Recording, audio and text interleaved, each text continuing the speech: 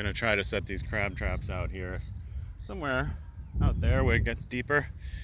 I think the tide is getting lower, so I'm gonna have to get out there to the deeper water, drop these crab traps. I brought some fish to load them with, to bait them, that were just the guts and everything, the bones from the mackerel we caught the other day. And if I don't have enough to load both traps, I'm gonna try to catch some ladyfish, I think, and then put them in the traps for bait. We'll have to see if I do any better out here for crabs than I did in St. Joseph Sound. And there's the trap baited. I'm gonna take it and set it out somewhere in deeper water out that direction. First blue crab here. I don't know, I don't think this one's big enough, but I'll take a look at it, see what I think. But I did catch a crab. Finally caught a crab. Here's the blue crab. It's a female and it's kind of small, so I think I'm gonna throw it back in. Unfortunately, probably big enough, but yeah, I think I'm gonna throw it back because it's a female. You can tell by this part here. So here you go. But they're out there. I'm gonna check the next trap. I think this one's pretty much big enough, and it looks like it's probably a male. So I'm gonna keep this one. I gotta figure out how to get it back. I don't really bring anything to put the crabs in, so that's great though. So I'm catching them out here. All right, so here is the blue crab I just cooked, and I'm gonna eat it for dinner.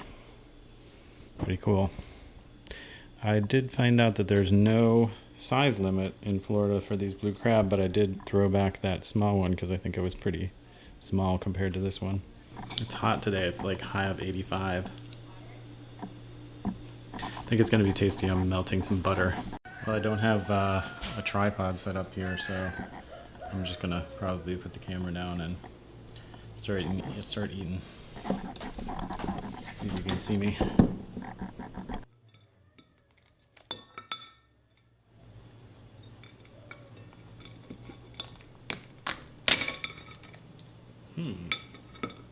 Interesting.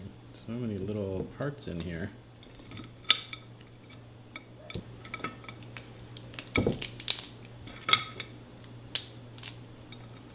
Weird.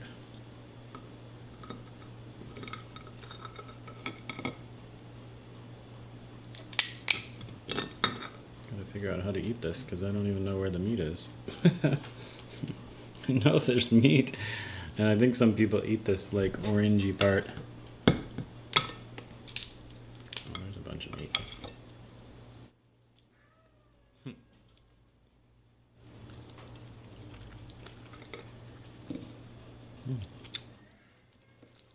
So my conclusions on the crab are, it's a lot of work for a very small amount of meat. It's delicious, but it's definitely a lot of work.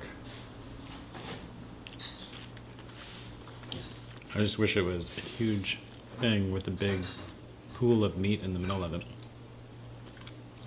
But the meat seems to be like nested in all this shell.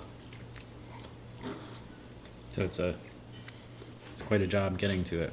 So this next bit of footage I'm going to show you is my tomato harvest from last season. This is another bit of orphaned footage. And usually when I grow tomatoes every year, I'm growing varieties that I want to save the seeds of because I have so many different varieties going that I alternate, the years that I grow them. So if the seeds are getting old, I'll grow those varieties in any given season. And the way that I do that is to just take the seed pulp out and ferment it. And you just put it into a jar and leave it for about a week.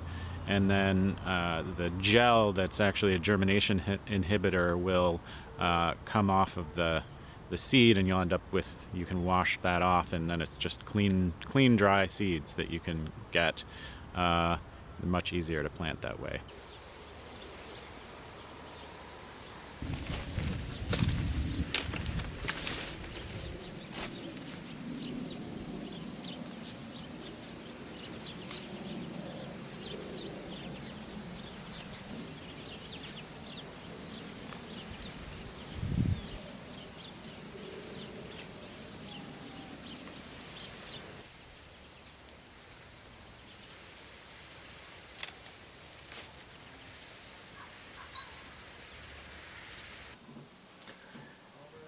And these are some kind of a South American variety, and they look like an accordion tomato, but they're something else.